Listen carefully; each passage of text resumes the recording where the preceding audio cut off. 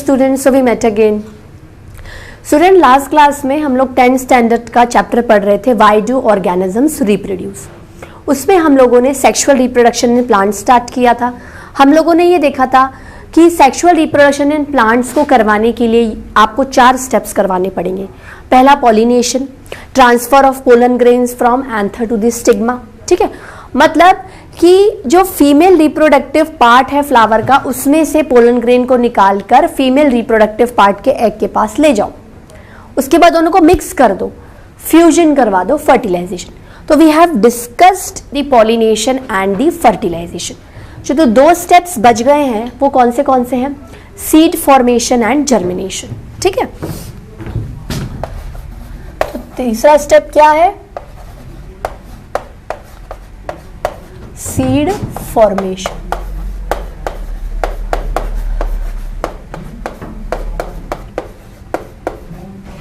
ठीक है, बात क्लियर हो गई। लास्ट टाइम हम लोगों ने क्या देखा था?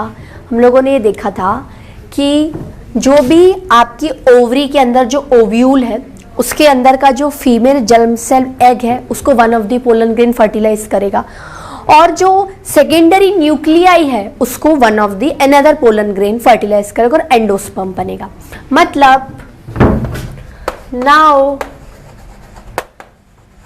आफ्टर फर्टिलाइजेशन की फिल्म बता रही हूं, क्या सीन आपको नजर आ रहा है? After fertilisation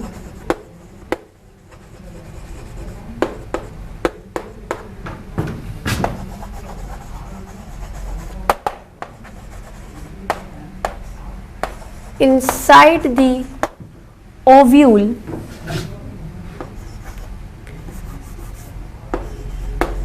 we are having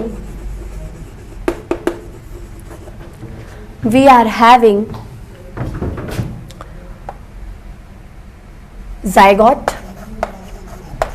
अपन ने पढ़ लिया था लास्ट क्लास में, fusion of pollen grain with the female germ cell और द एग।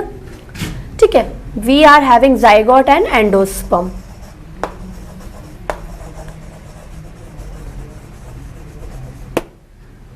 ठीक है स्टूडेंट्स, अब क्या होगा देखो, ये ओवरी है, ये ओव्यूल है।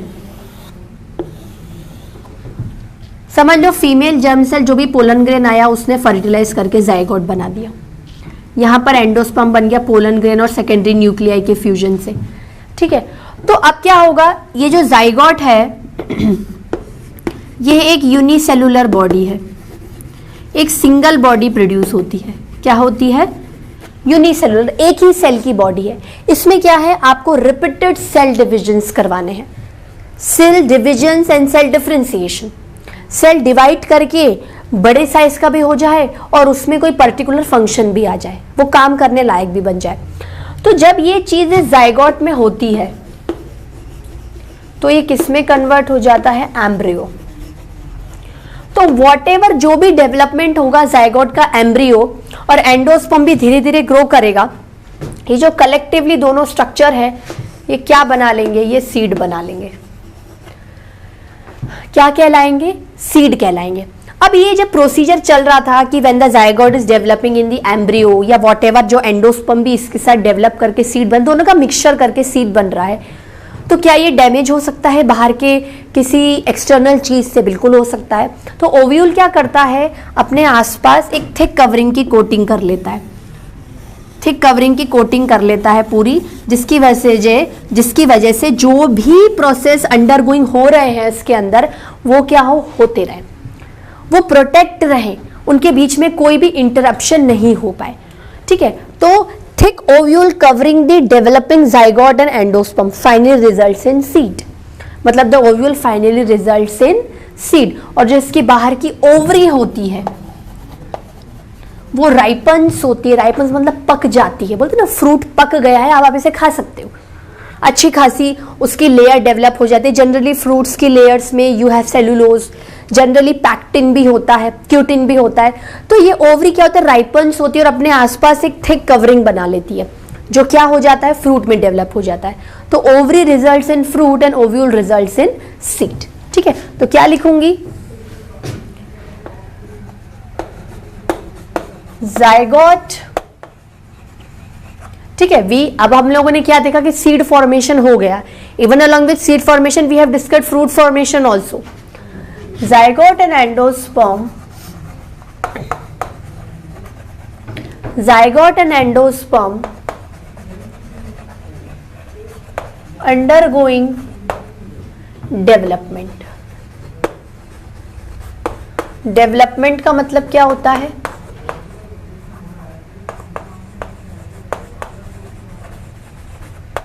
Repeated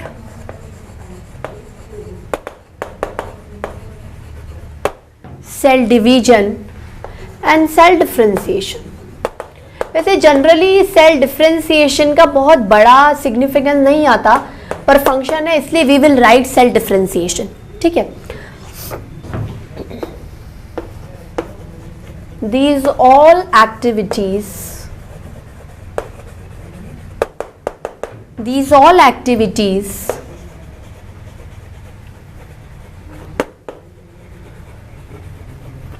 occurring under the ovule.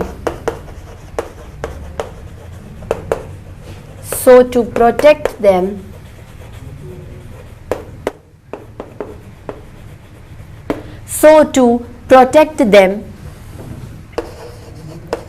ovule develops a thick covering,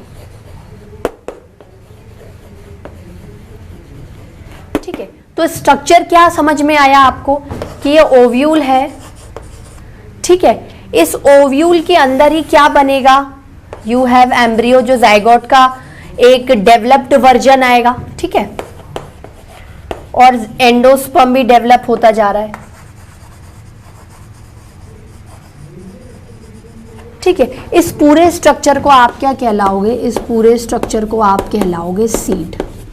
क्या कहलाओगे? सीड। क्या कहलाओगे? सीड। सो afterwards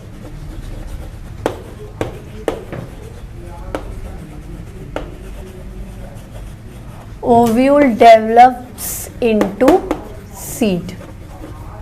Ovule develops into seed.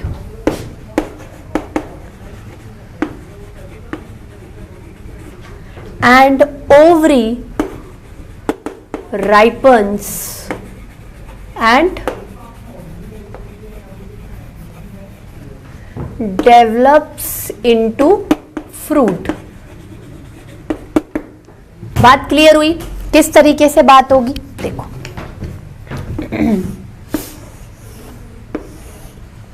Ovule ने क्या बनाया? सीड बनाया। ओवरी ने क्या बनाया? फ्रूट बनाया। किस तरीके से सिचुएशन दिखेगी देखो। यहां ये ओव्यूल था, ये ओव्यूल क्या हो गया? ऐसे थिक कवरिंग बनाता गया बनाता गया बनाता गया, और अंदर जो भी इसके अंदर जाइगोट और एंडोस्पर्म था वो क्या हो गया? डेवलप हो गया, एम्ब्रियो बन गया, ठीक है। और ओवरी जो थी वो क्या हो गई? राइपन होकर फ्रूट बन गई। अब आप फ्रूट को खा लो और सीड को छोड़ दो। फ्रूट तो क्या होगा? फ्रूट कंज्यूम हो जाएगा एंड सीड क्या हो जाएगा? लेफ्ट हो जाएगा। Fruit consumed, seed left. Left का मतलब this seed can again to reproduction. मतलब इस सीड को अगर मैं जर्मिनेट करवा दूं, मैं इसको ऐसी कंडीशंस दे दूं, फेवरेबल कंडीशंस, कि तुम भी पॉसिबल हो नया सेल बनाने के लिए, तो क्या मैं सीड फॉर्मेशन के बाद सीड जर्मिनेशन नहीं पढ़ना चाहूंगी? बिल्कुल पढ़ना चाहूंगी, ठीक है। इसको नोट डाउन करिए। So students, have you noted down? चलिए अब हम एक लास्ट स्टेप पढ़ने वाले हैं जिसका नाम क्या है? Seed germination. इसमें हम क्या करेंगे? सीड के इंटरनल पार्ट की बात करेंगे और देखेंगे कि सीड में ऐसे कौन सी चीजें रिस्पॉन्सिबल हैं जिनकी वजह से आप एक न्यू प्लांट वापस से खड़ा कर सकते हो। फाइन स्टूडेंट्स, बात समझ में आ रही है? चलिए चौथा स्टेप क्या पढ़ने वाले हैं? Seed germination.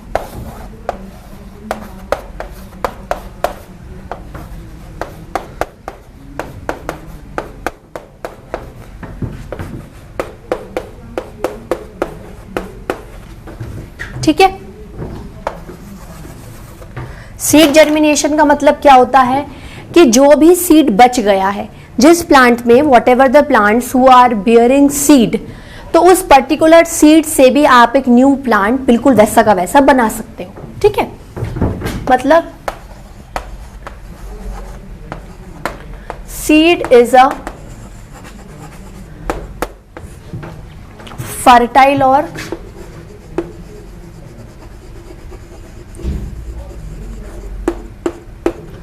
germinating structure. Seed is a fertile और germinating structure. ठीक है, अगर हम सीड को जर्मिनेट करवाना चाहते हैं, सीड में से एक नया प्लांट बनाना चाहते हैं, तो थोड़ा सा हमें इंटरनल स्ट्रक्चर ऑफ सीड देखना चाहिए। ठीक है,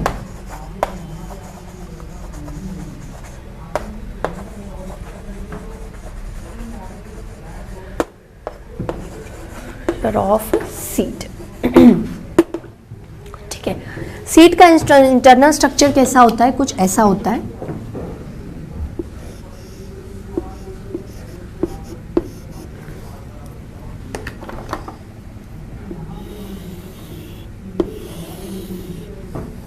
ठीक है, ये क्या है? ये सीड की कोटिलिडन्स है। सीड में क्या होती है? सीड लीव्स होती हैं। सीड में क्या होती हैं? सीड लीव्स होती हैं, जिन्हें कोटिलिडन्स कहा जाता है। मैंने आपको बता रखा है ये, जब मैंने आपको प्लांट किंगडम से थोड़ा बहुत डाइकॉट मोनोकॉट पढ़ा था, मैंने कहा था ना कि angiosperms are the most developed, they are flowering plants also, they are seed bearing plants also. और सीड क्या है? इनक्लोज्ड रहते हैं फ्रूट में। ठीक है, तो अब क्या है सीड के अंदर? अब हम तो सीड की बात कर रहे हैं। सीड में क्या होते हैं? सीड लीव्स होती हैं, जिन्हें कोटिलिडन्स बोलते हैं। अगर एक कोटिलिडन है तो प्लांट मोनोकोटिलिडन हो जाएगा, अगर दो कोटिलिडन है तो प्लांट डाइकोटिलिडन हो जाएगा। Monocot, dicot, monocotyledon, dicotyledon. ठीक है, ये क्या है? ये सीड का प्लूम्यूल है, मतलब सीड के इस पोर्शन से आप स्टेम, शूट डिराइव कर सकते हो, मतलब इन दी एयर कुछ डिराइव कर सकते हो। भाई प्लांट को बनाना है तो रूट, स्टेम और लीफी बनानी पड़ेंगी ना। You have leaves in the form of cotyledons, you have plumule जो कि आगे चल के शूट बनाएगा। अगर आप सीड को जर्मिनेट करवा दोगे, उसको फेवरेबल कंडीशंस दोगे, तो the cotyledons will give rise to leaves. वैसे कोटिलिडन्स का रिलेशन बिल्कुल लीव्स से नहीं है, पर अगर अपन बात को समझें तो इस तरीके से देख सकते हैं। नीचे वाला रेडिकल, तो R for root, R for root, नीचे है रूट्स जनरली अंडरग्राउंड होती है। तो ऊपर वाला प्लूम्यूल पोर्शन फर्टिलाइज होकर, जर्मिनेट होकर शूट बनाता है। ठीक है, अबव द ग्राउंड वाला प्लांट का स्ट्रक्चर बनाता है, और radicle roots below the ground का स्ट्रक्चर बनाते हैं। ठीक है, तो मैं क्या कह सकती हूं? ये कह सकते हैं it is a tiny shoot. ये सीड लीव्स है, सीड लीव्स। ठीक है, रेडिकल क्या है?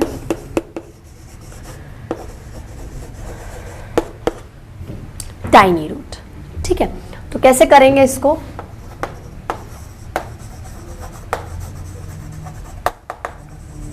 Seed having seed leaves.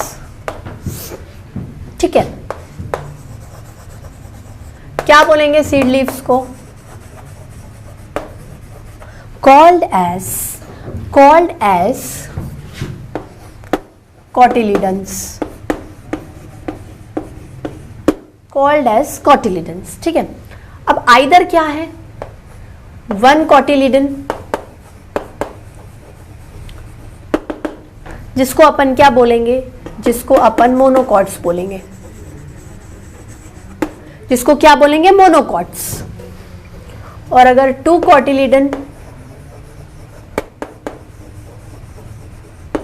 तो क्या बोलेंगे? डाइकॉट्स। क्या बोलेंगे? Dicots, monocots, dicots, monocots, dicots. ठीक है, और क्या दिख रहा है आपको?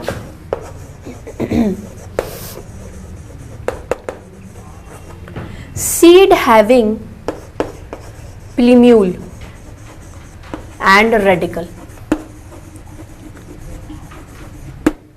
हम क्या समझ सकते हैं कि प्लूम्यूल एक प्री रिक्वेस्ट स्ट्रक्चर है शूट का और रेडिकल प्री रिक्वेस्ट स्ट्रक्चर है रूट की।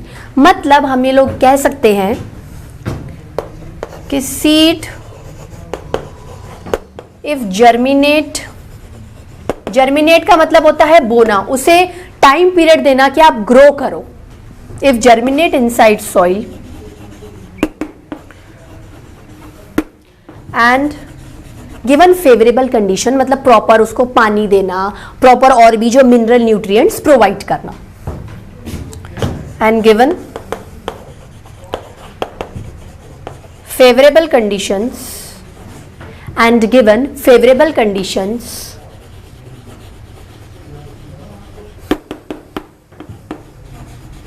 plumule give rise to shoot,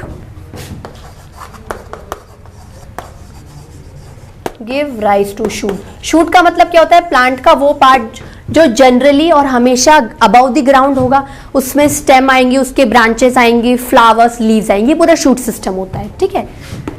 और रूट सिस्टम मतलब नीचे का रूट्स, उसमें फिर ब्रांचेस होना और भी चीजें आना, चाहे उसमें बर्ड्स आए, नोट्स आए, नोड्यूल्स आए, वो उसका सिस्टम है, ठीक है। तो plumule give rise to shoot and radicle, R for radicle, R for roots, and radicle give rise to roots.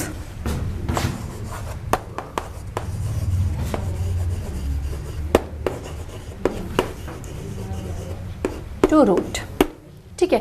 तो प्लूम्यूल शूट सिस्टम और रेडिकल रूट सिस्टम, ठीक है। जैसे मैंने ये बो कर दिया सीड को, ठीक है, सीड का मान लो ये स्ट्रक्चर है, आपने जर्मिनेट कर दिया इसको सॉइल में, अब थोड़ा सा ऐसे लीफी शूट आ गई और हल्की सी रूट्स आ गई, फिर ये क्या होगा? डेवलप हो जाएगा और ये फिर क्या हो जाएगा? ऐसे ट्री बन जाएगा, बड़ा प्लांट बन जाएगा, ठीक है।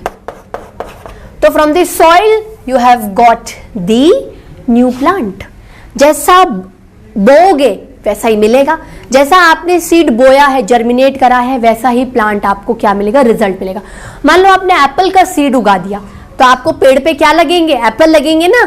नहीं लगेंगे। अगर आपने नींबू का सीड उगा दिया तो नींबू मिलेंगे, संतरे ऑरेंज का उगाते हो तो ऑरेंज मिलेंगे, ठीक है स्टूडेंट्स। इसी के साथ आपका जो सेक्सुअल रिप्रोडक्शन इन प्लांट्स के सारे टॉपिक्स कवर अप हो जाते हैं। इसको नोट डाउन करिए, फिर sexual reproduction in animals and human beings पढ़ेंगे। Students, have you noted down? चलिए अब हम लोग क्या देखेंगे? अब हम sexual reproduction in animals including human beings, मतलब हम sexual reproduction in human beings देखेंगे, ठीक है। चलिए हेडिंग डालिए, ये तो कंप्लीट हो गया है, समझ में आ गया। प्लांट्स का इतना टफ नहीं है, एनिमल्स का भी, ह्यूमन बीइंग्स का भी कोई टफ नहीं है, बस उसमें थोड़ी सी क्या है, कॉम्प्लेक्सिटी आ जाती है, तो स्ट्रक्चर वाइज ज्यादा पढ़ना पड़ता है, ठीक है।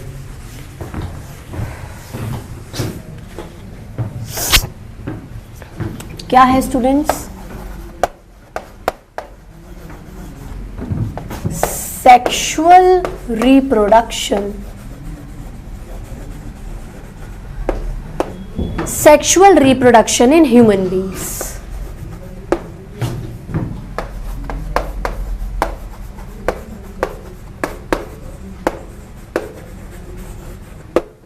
in human beings, ठीक है। अगर आपको ह्यूमन बींग्स में सेक्सुअल रिप्रोडक्शन करवाना है, भाई पहली बात तो ये है कि ह्यूमन बींग्स में सिर्फ sexual reproduction is the only mode of reproduction, ठीक है। प्लांट्स में आपने देखा होगा कि वो एसेक्सुअली भी करते हैं, सेक्सुअली भी करते हैं। एनिमल्स में भी अगर आपने कैटेगरी ली होगी तो शायद कुछ लोअर एनिमल्स एसेक्सुअल कर रहे होंगे, फिर धीरे धीरे धीरे धीरे हायर एनिमल्स पे आप आ गए, उसमें भी वेरिएशंस मिल रहे, एसेक्सुअल, सेक्सुअल। लेकिन अगर हम पर्टिकुलरली हमारे ह्यूमन बींग्स की बात करें तो उनमें एसेक्सुअल रिप्रोडक्शन से कभी रिप्रोडक्शन नहीं होगा। सो sexual reproduction is the only mode of reproduction. इसमें आपको दो ऑर्गेनिजम्स चाहिए, एक मेल चाहिए, एक फीमेल चाहिए। मेल के पास मेल रिप्रोडक्टिव ऑर्गन होना चाहिए जिसमें मेल गैमेट प्रोड्यूस होना चाहिए, उसका ट्रांसफर फीमेल रिप्रोडक्टिव ऑर्गन के फीमेल गैमेट पे होना चाहिए। दोनों मिलेंगे, फर्टिलाइजेशन होगा, जायगोट बनेगा, जायगोट डेवलप होगा, एम्ब्रियो बनेगा और एम्ब्रियो से हम बन जाते हैं, ठीक है। तो जो भी मदर न्यू बॉर्न बेबी को डिलीवर करती है, एक यंग वन को पैदा करती है, वो इन सारे प्रोसीजर से क्या हो सकते हैं, निकल के आती है। तो वो प्रोसीजर्स आज हमें पढ़ने हैं, ठीक है। तो पहला क्या है, it is the only mode of reproduction. ठीक है, ह्यूमन बींग्स में आप सिर्फ सेक्सुअल रिप्रोडक्शन से न्यू ऑर्गेनिजम्स बना सकते हो। ठीक है, सो हम लोग क्या कह सकते हैं, हेयर पार्टिसिपेशन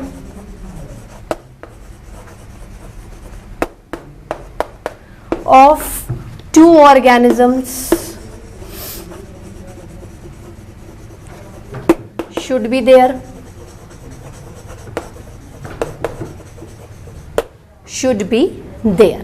ठीक है, वन क्या होना चाहिए, मेल, अदर होना चाहिए female.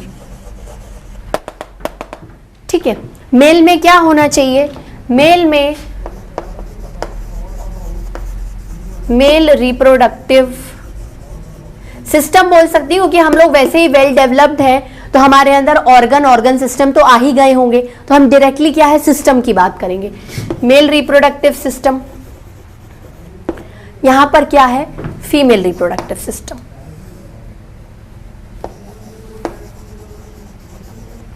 Female reproductive system.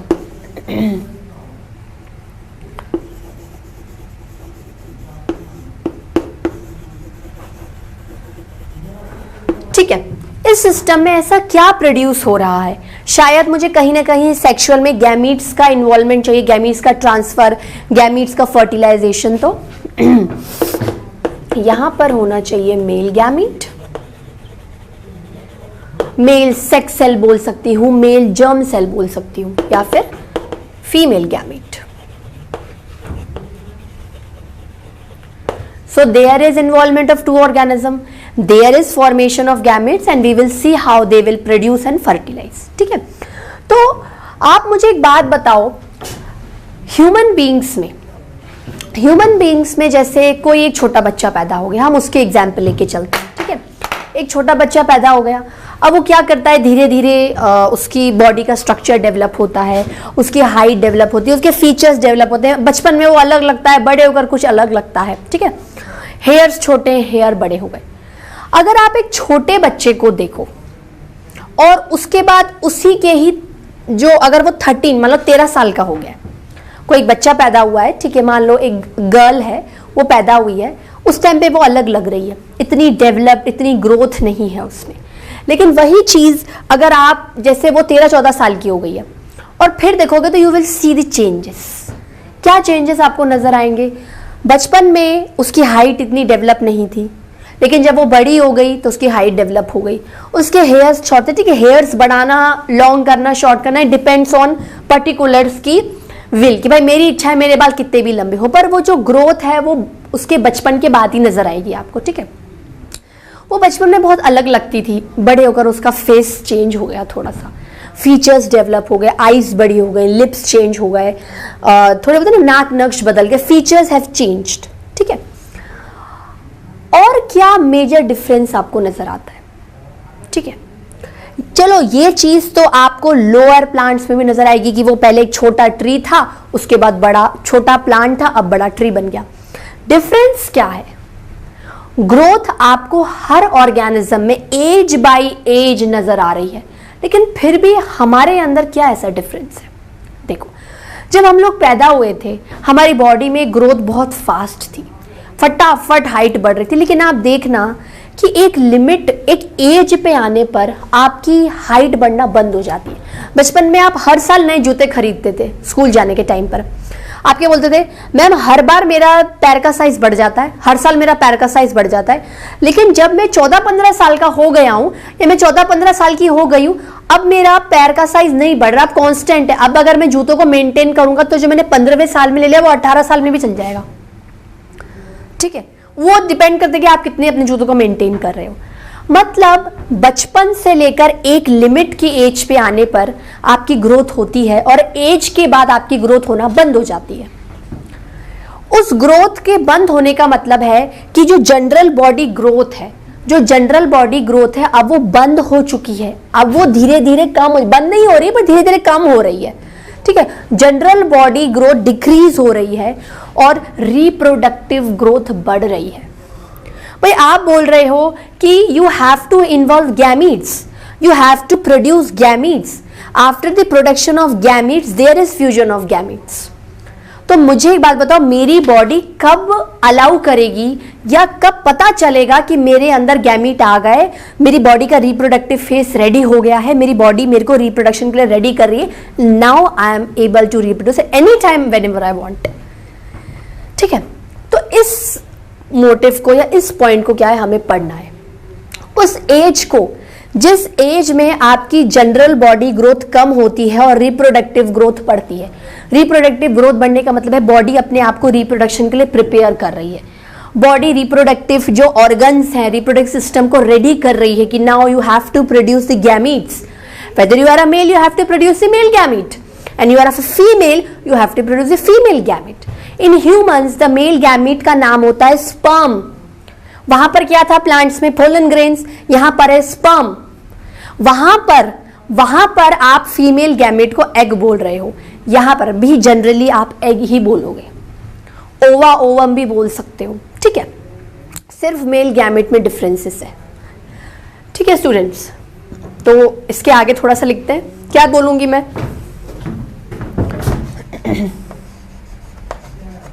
Initially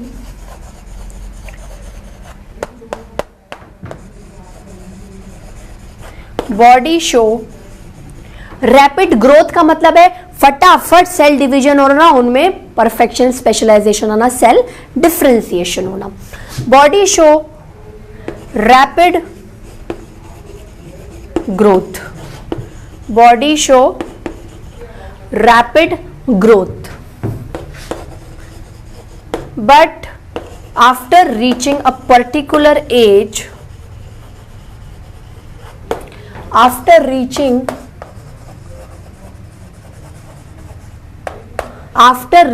a particular age, after reaching a particular age क्या होगा? this body overall growth, मतलब जब बॉडी की ओवरऑल ग्रोथ हो रही है तब रिप्रोडक्टिव ग्रोथ नहीं हो रही है, पर एक पर्टिकुलर एज आएगी जिसमें जनरल बॉडी ग्रोथ रुक जाएगी और अब सिर्फ रिप्रोडक्टिव ग्रोथ होगी। मतलब आप रिप्रोडक्शन के लिए तैयार हो रहे हो, आप रिप्रोडक्शन कर सकते हो। ठीक है, उससे पहले जब जनरल बॉडी ग्रोथ हो रही थी तब आप रिप्रोडक्शन नहीं कर सकते, क्योंकि आपकी बॉडी ने आपको रिप्रोडक्शन के लिए तैयार नहीं किया है, आपकी बॉडी के रिप्रोडक्टिव सिस्टम तैयार नहीं हुए हैं, आप में किसी भी तरीके के गैमीट्स प्रोड्यूस नहीं हुए हैं। ठीक है, so this body overall growth stops and body starts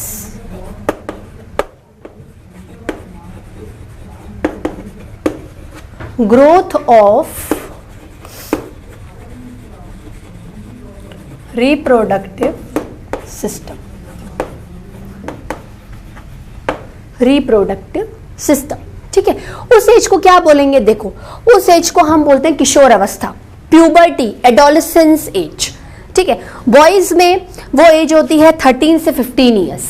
ठीक है, और गर्ल्स में होती है 11 to 13 ईयर्स। गर्ल्स में ये जो रिप्रोडक्टिव ऑर्गन्स का डेवलपमेंट है वो मेल से क्या हो जाता है? पहले हो जाता है। ठीक है, तो ये जो आपकी एज है भाई, जैसे आप बर्थ डेट पर 0 बर्थ से स्टार्ट हुए हो और 11 साल तक आपकी जनरल बॉडी डेवलप हो रही है, लेकिन 11 से 13 साल के बीच में वो जो जनरल बॉडी ग्रोथ क्या डिक्रीज हो जाएगी और रिप्रोडक्टिव ग्रोथ चालू हो जाएगी। मतलब लमसम 11 से 12 के बीच में, एंड देन उसके बाद your body is prepare for doing reproduction. आपकी बॉडी का रिप्रोडक्टिव ऑर्गन डेवलप हो चुके हैं, बॉडी में गैमिट्स का इन्वॉल्वमेंट हो चुका है, मतलब जो सोमेटिक सेल्स हैं उन्होंने गैमेटिक सेल्स बना दिए।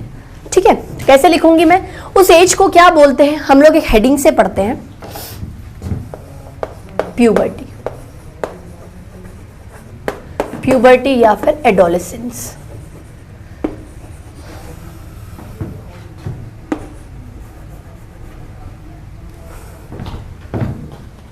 इसको वापस लिख देती हूँ स्टूडेंट्स, एडोलेसेंस। ठीक है, मतलब इस एज में आपकी बॉडी क्या कर रही है, आपकी बॉडी देखो दो तरीके से, एक तो वो प्राइमरी फंक्शन करेगी और सेकेंडरी फंक्शन करेगी। प्राइमरी फंक्शन करेगी गैमीट्स को प्रोड्यूस करके, सेकेंडरी फंक्शन को सेकेंडरी सेक्सुअल कैरेक्टर्स आपकी बॉडी में डेवलप होंगे, जिसके जरिए आप पहचान सकते हो कि ये लड़का है और ये लड़की है। आप बड़ी इजीली बाहर से देखकर, एक्सटर्नल फीचर्स को देख के you can very well define, you can very well tell that this is a girl, this is a boy. This will actually the secondary sexual characters. भाई प्राइमरी फंक्शन क्या है, male में male gamete बनाओ, female में female gamete बनाओ इस as में, लेकिन इसके साथ साथ ही कुछ सेकेंडरी सेक्सुअल कैरेक्टर्स भी डेवलप होते हैं। ठीक है, तो क्या लिखूंगी प्यूबर्टी एंड एडोलेसेंस में? प्यूबर्टी एडोलेसेंस में क्या है? It is the age where general body growth slows down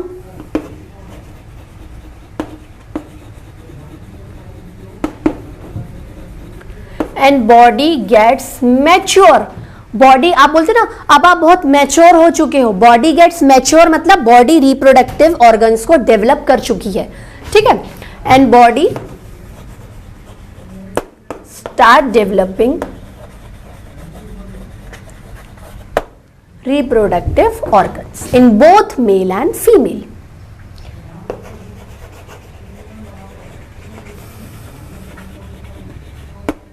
organs। ठीक है, अब क्या होगा, इसमें अपन एक और चीज एक्सप्लिसिटली डिफाइन कर सकते हैं अगर समझने के लिए लिखें। प्राइमरी जो रोल है वो क्या है?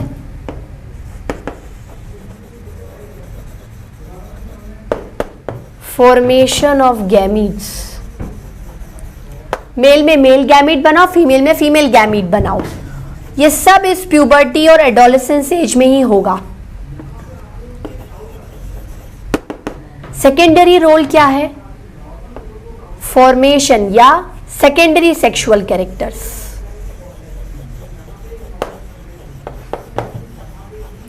सेक्सुअल कैरेक्टर्स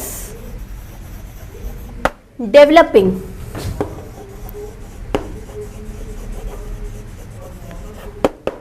ठीक है, अब मेल्स में क्या है? मेल्स में ये एज आएगी 13 to 15 ईयर्स। ठीक है, और फीमेल्स में मतलब गर्ल्स में थोड़ा जल्दी आ जाती है 11 to 13 ईयर्स। मतलब girls mature earlier in comparison to males. Mature होने का मतलब है जनरल बॉडी ग्रोथ अब रुक रही है और रिप्रोडक्टिव ग्रोथ क्या हो रही है? स्टार्ट हो रही है। ठीक है students, note it down. So students, have you noted down? चलिए आज का लेक्चर अपन यही ओवर करते हैं। हमने क्या करा था, sexual reproduction in human beings का लगभग इंट्रो ले लिया है और प्यूबर्टी एज को पढ़ लिया है। नेक्स्ट क्लास में हम क्या पढ़ेंगे? मेल का सेकेंडरी सेक्सुअल कैरेक्टर्स पढ़ेंगे, उसका गैमीट पढ़ेंगे। फीमेल का सेकेंडरी सेक्सुअल कैरेक्टर गैमीट, सिर्फ नाम पढ़ेंगे, गैमीट के बारे में इन्वॉल्व नहीं करना क्योंकि वो आगे हम देख लेंगे। उसके बाद ह्यूमन रिप्रोडक्टिव सिस्टम, उसका गैमीट का फॉर्मेशन, स्पर्म, फिर मेल रिप्रोडक्टिव सिस्टम कि भाई उस कैसे सिस्टम, क्योंकि सिस्टम के अंदर जो ऑर्गन्स हैं एक्चुअली वही तो गैमीट का डेवलपमेंट कर रहे हैं। ये सारी इंटरलिंक चीजें हैं कि आप इस एज में आए हो, ऑर्गन्स डेवलप हो गए, सिस्टम रेडी है, गैमीट फॉर्मेशन है, तो पढ़ना तो सिस्टम ही है ना, मेल का मेल में, फीमेल का फीमेल में। ठीक है स्टूडेंट्स, तो इसके आगे का कंटिन्यूएशन अपन नेक्स्ट क्लास में देखेंगे। Till then bye bye, have a nice day.